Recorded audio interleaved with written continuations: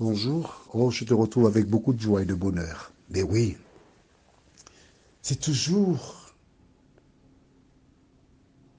un immense bonheur de parler de Jésus. Alors, nous avons vu hier, il a pris. Aujourd'hui, notre thème c'est cela mérite la mort. Juste avant, prions. Notre Seigneur et notre Dieu, nous voici tes enfants devant toi pour te louer et te bénir. Merci Seigneur. Merci pour la parole et l'enseignement que tu nous donnes à travers elle. Que le Saint-Esprit nous éclaire et nous dirige dans toute la vérité. Et que nous puissions, ô Dieu, retenir les leçons que tu en réserves pour nous, au nom de Jésus pour ta gloire éternelle. Amen. Tu te rappelles? Nous allons lire à partir du verset 1er jusqu'au verset 5. L'Éternel envoya Nathan vers David, et Nathan vint à lui et lui dit, il y avait dans une ville deux hommes, le riche et l'autre pauvre. Le riche avait des brebis et des bœufs en très grand nombre. Le pauvre n'avait rien du tout qu'une petite brebis qu'il avait achetée. Il la nourrissait et elle grandissait chez lui avec ses enfants.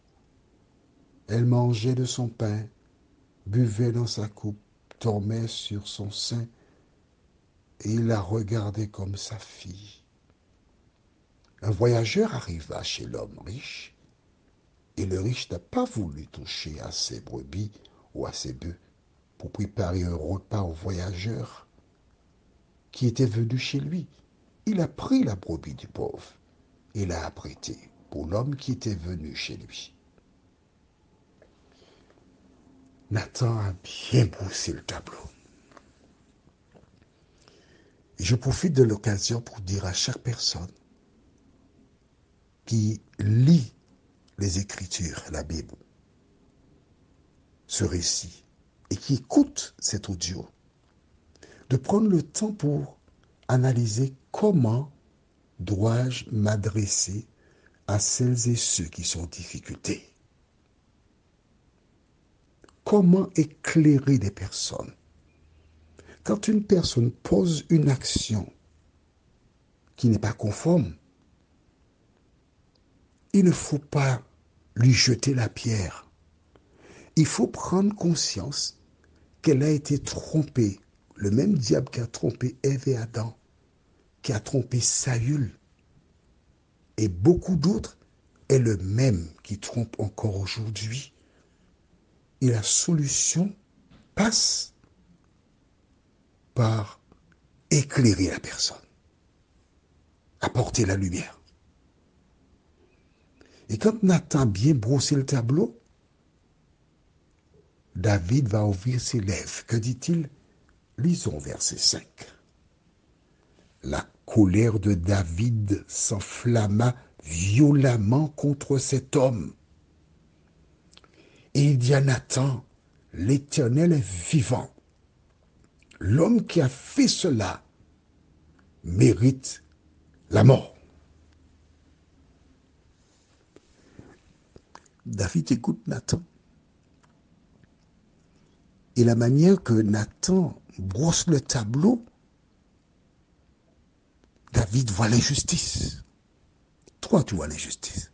Un homme qui est riche, qui a plein d'animaux, puis un autre qui n'a qu'une seule brebis.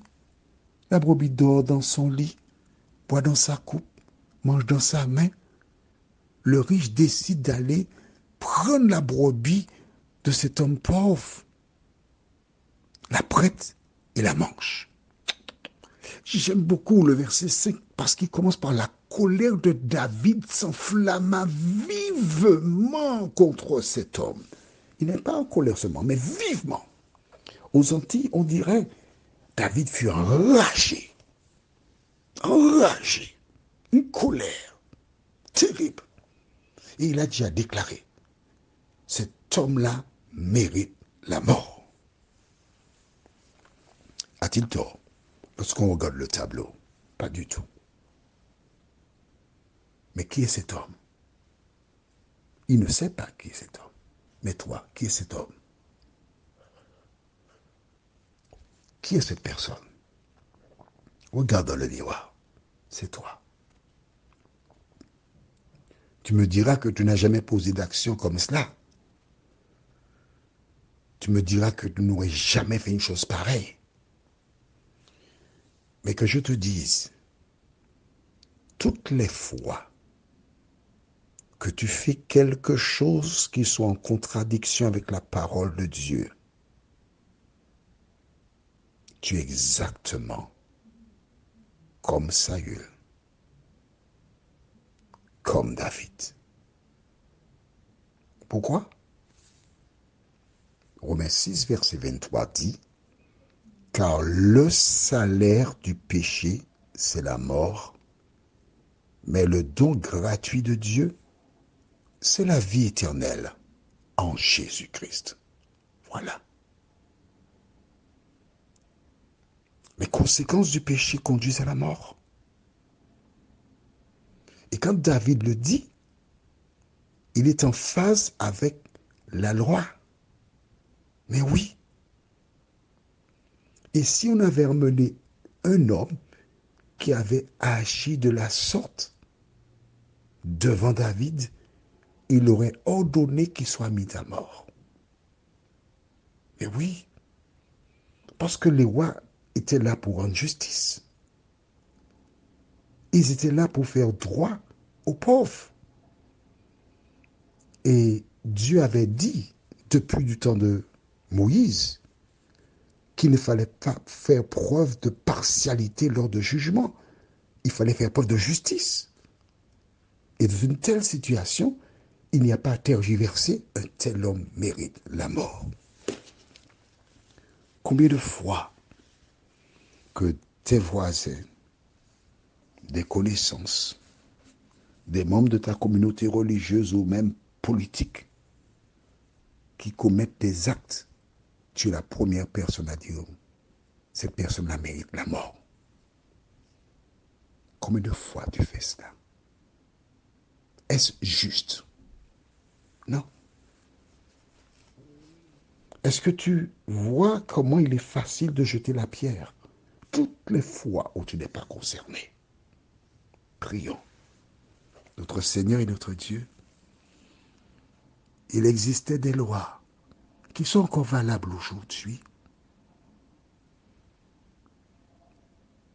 Quand nous regardons au récit présenté par Nathan, nous nous posons bien des questions, à savoir, comment j'agis à l'endroit de celle ou celui qui a fauté? Quel regard ai-je sur ce type de personne? Quelle différence entre l'attitude de David et celle de Samuel qui pleurait sur le compte de Saül? Seigneur, aide-nous à prendre le temps pour réfléchir, à analyser, à vivre pour ta gloire, nous t'en prions. Au nom de Jésus, pour ta gloire éternelle. Amen. Je te souhaite une bonne journée, en espérant te retrouver demain, si Dieu nous prête vie.